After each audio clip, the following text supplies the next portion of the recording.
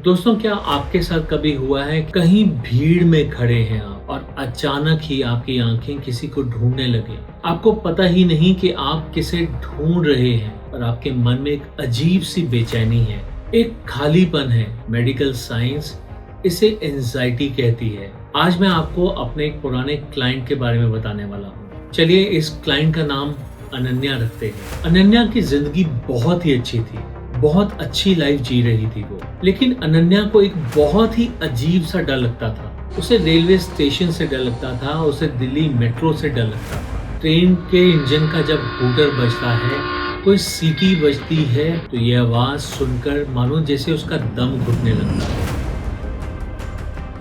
कि अगर वो रेलवे स्टेशन जाएगी तो उसका कोई करीबी उससे छूट जाएगा, दूर रह जाएगा, वो अकेली रह जाएगी।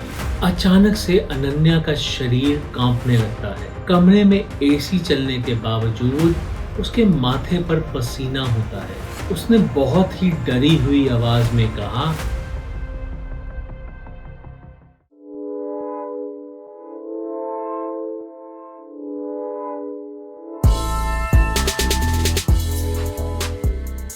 नमस्ते दोस्तों, क्या आपके साथ कभी हुआ है कहीं भीड़ में खड़े हैं आप और अचानक ही आपकी आंखें किसी को ढूंढने लगे। आपको पता ही नहीं कि आप किसे ढूंढ रहे हैं और आपके मन में एक अजीब सी बेचैनी है, एक खालीपन है। मेडिकल साइंस इसे एंजाइटी कहती है। लेकिन मेरे तजुर्बे में और हमारी आज की इस वीडियो में हम इसे सिर्फ सोल मेमोरी कहेंगे। जी हाँ, सोल मेमोरी कहेंगे। आज मैं आपको अपने एक पुराने क्लाइंट के बारे में बताने वाला हूँ। चलिए इस क्लाइंट का नाम अनन्या रखते हैं। अनन्या की जिंदगी बहुत ही अच्छी थी, बहुत अच्छी लाइफ जी रही थी वो। अच्छा परिवार था, अच्छी नौकरी थी। लेकिन अनन्या को एक बहुत ही अजीब सा डर लगता था। उसे रेलवे स्टेशन से डर लगता था, उसे दिल्ली मेट्रो से डर लगता था। ये डर रेल का था, ये डर मेट्रो का था। ये वहाँ के एस्केलेटर्स या फिर वहाँ की लिफ्ट का डर नहीं था। ये ट्रेन का, वहाँ के प्लेटफॉर्म का, उस एनवायरनमेंट का डर था। ट्रेन के इंजन का जब हूटर बजता है, कोई सीटी बजती है, तो ये आवाज सुनकर मानो जैसे उसका दम घुटने लगता है। उसका कहना था कि उसे ऐसा लगता है जैसे कि अगर वो रेलवे स्टेशन जाएगी तो उसका कोई करीबी उससे छूट जाएगा, दूर रह जाएगा, वो अकेली रह जाएगी।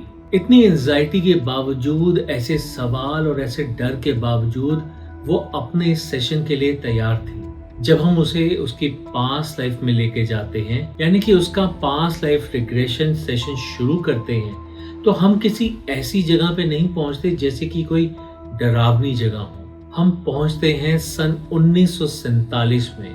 1947 के उस दर्दनाक दौर में अनन्या एक रिक्लाइनर चेयर पर मेरे सामने लेटी हुई थी। मैं उसे डीप ट्रांस में ले जा चुका था। आगे मैं उसे नेविगेट कर रहा था। मैं उसे कह रहा था कि अपने डर को देखो और उस डर के पीछे पीछे चलो। वो एक ट्रेन की आवाज सुनती है। जब वो ट्रेन की आवाज सुनती है तो मैं उसे कहता हूँ कि अब उस ट्रेन की आवाज की तरफ बढ़ो। देखो वो ट्रेन की आवाज तुम्हें कहाँ पर लेकर जाती है। अचानक से अनन्या का शरीर कांपने लगता है। कमरे में एसी चलने के बावजूद उसके माथे पर पसीना होता है। उसने बहुत ही डरी हुई आवाज में कहा, यहाँ बहुत शोर है। फिर कुछ समय रुकने के बाद वो दोबारा कहती है, यहाँ पर तो बहुत ही धक्का मुक्की हो रही है। इसके बाद मैं उसे आगे पूछता हूँ, तुम कहाँ पर हो? ऐसे में वो जवाब देती है कि वो लाहौर स्टेशन पर है। लाहौर स्टेशन, अगस्त सन 1947। उस पल वो अपने आप को देखती है, सूट पहने हुए, सलवार कमीज पहने हुए देखती है। अपने चेहरे को देखती है, अपने सर पर 2 घुटों को देखती है। वो अपना नाम प्रीतो बताती है। प्रीतो एक 19 साल की पंजाबी लड़की। वो बताती है कि प्लेटफॉर्म पर पैर तक रखने की जगह नहीं थी। वहां पर ऐसे लग रहा था जैसे कि हवा में कोयले और खून की बदबू है। वो वहां पर पहुंची थी किसी का इंतजार करते हुए, ना कि वो अपनी जान बचाने आती है। वो वहां आती है राजबीर के लिए। वो कभी किसी डब्बे को देखती है तो कभी प्लेटफॉर्म पे देखती है, कभी ऊपर पुल की तरफ देखती है तो कभी स्टेशन के बाहर से आते हुए रास्ते को देखती है। वो हर तरफ सिर्फ राजबीर को ढूंढ रही थी। वो भागी भागी फिर रही थी वहां सिर्फ राजबीर को ढूंढते हुए। राजबीर उसके बचपन का प्यार है। उन दोनों ने एक दूसरे को वादा किया था कि वो दोनों हिंदुस्तान जाने वाली ट्रेन पर इकट्ठे चढ़ेंगे। ऐसे में कांपती हुई आवाज के साथ अनन्या यानी कि प्रीतो बताती है कि राजबीर ने उसे कहा था कि प्रीतो तू स्टेशन पहुंच, मैं भी पीछे जाता हूँ, दुकान में जाता हूँ, दुकान में रखा हुआ कुछ सामान है मैं उसे लेकर आता हूँ और मैं सीधा वहां से स्टेशन पहुंचूंगा। हम वहां से इकट्ठे हिंदुस्तान जाएंगे। आगे सेशन के दौरान प्रीतो यानी कि अनन्या फूट फूट कर रो रही थी। वो हवा में हाथ हिला रही थी मानो जैसे वो भीड़ को हटा रही हो। वो चिल्ला रही थी, बहुत जोर जोर से चिल्ला रही थी, गाड़ी छूट जाएगी राजबीर, छूट जाएगी, जल्दी आओ, जल्दी आओ, जल्दी आओ। ऐसे में ट्रेन की सीटी सुनाई देती है। ये सीटी सुनने के बाद प्रीतो के घर वालों ने उसे जबरदस्ती ट्रेन के डिब्बे के अंदर धकेल दिया। वो ट्रेन के डिब्बे के अंदर तो चली जाती है पर उसकी नजरें अब भी बाहर थी। वो दरवाजे पर लटक कर राजबीर का नाम जोर जोर से चिल्ला रही थी, लेकिन राजबीर नहीं आया। ट्रेन चल पड़ी। प्रीतो ने सारा सफर दरवाजे पर खड़े खड़े ही बिताया। उसकी नजरें मानो जैसे पटरियों को निहार रही थीं। लेकिन कहानी यहाँ पर खत्म नहीं होती। कुछ घंटों के बाद उस ट्रेन के ऊपर हमला हो जाता है। उस हमले में प्रीतो की जान चली जाती है, लेकिन मरते वक्त प्रीतो को मौत का दर्द बिल्कुल भी नहीं था। उसके मन में सिर्फ एक शिकायत थी, एक गहरा जख्म था। उसने सोचा कि राजबीर ने धोखा दिया, वो नहीं आया, उसने मुझे अकेला भेज दिया। यही वो अधूरापन था जो वो पिछले 75 साल से अपने साथ ढो रही थी, अपनी आत्मा के ऊपर ढो रही थी। उसे आज भी ऐसा लगता था कि अगर वो स्टेशन पर जाएगी तो वो वहां जाकर बिछड़ जाएगी, किसी न किसी को जरूर खो देगी। यहीं पर पीएलआर का सबसे खूबसूरत हिस्सा है। हम सिर्फ दर्द नहीं देखते, हम सच देखते हैं। इससे आगे मैंने अनन्या से यानी कि प्रीतो से कहा, अब तुम शरीर से आजाद हो। जैसे एक सैटेलाइट व्यू होता है, जैसे एक बर्ड व्यू होता है, वैसे ही मैंने उसे कहा कि अब वो ऊपर से देखे कि उस दिन राजबीर स्टेशन पर क्यों नहीं पहुंच पाया।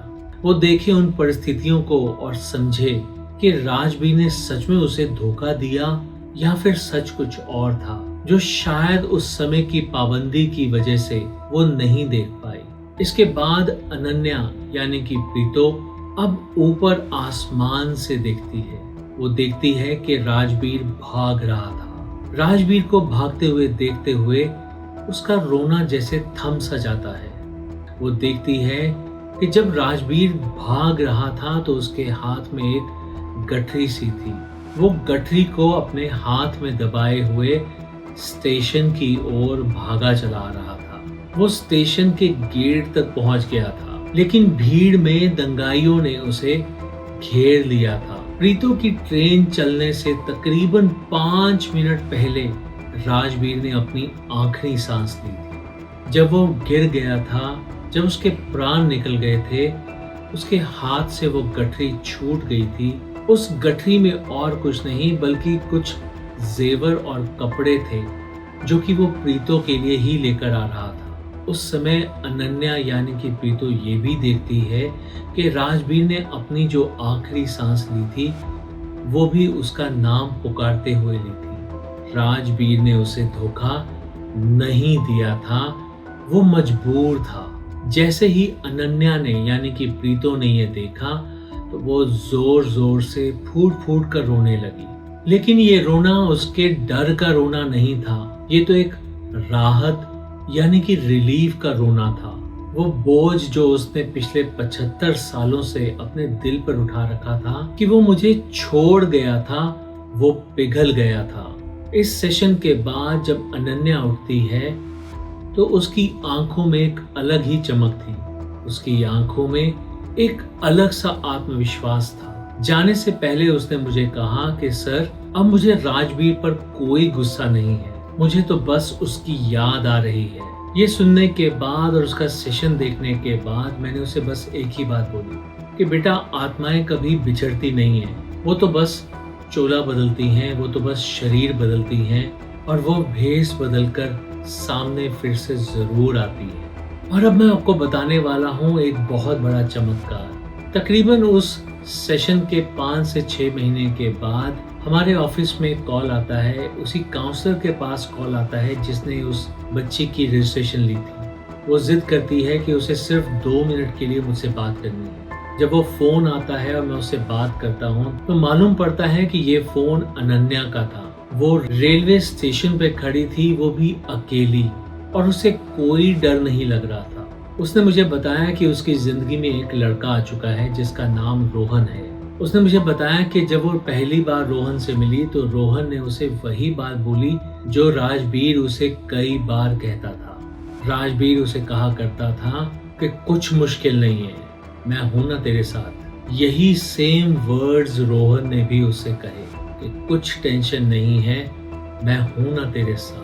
अनन्या का डर अब खत्म हो चुका था क्योंकि वो जानती थी कि जो सफर सन 1947 में अधूरा रह गया था वो अब पूरा जरूर होगा। दोस्तों, अगर आपको भी ऐसा ही लगता है कि आप किसी का इंतजार कर रहे हैं या फिर कोई पुराना डर आपका पीछा नहीं छोड़ रहा, तो हो सकता है कि वो आपका अतीत, आपका पास्ट हो। ऐसा पास्ट जो शायद आपसे बात करना चाहता है। याद रखिए, शरीर मर जाता है पर प्यार समय के पार भी चला जाता है। मैं उम्मीद करता हूँ कि आपको हमारा आज का वीडियो बहुत पसंद आया होगा और बहुत बहुत लाभप्रद लगेगा। अगर आपको हमारा आज का वीडियो पसंद आया है तो प्लीज इसे लाइक कीजिए, ज्यादा से ज्यादा लोगों के साथ शेयर कीजिए। और अगर आप हमारे चैनल पर नए हैं तो प्लीज हमारे चैनल को सब्सक्राइब जरूर कीजिए। So thank you very much for going through this video. Stay happy, stay blessed, safe. Have a nice day ahead. Take care. Goodbye.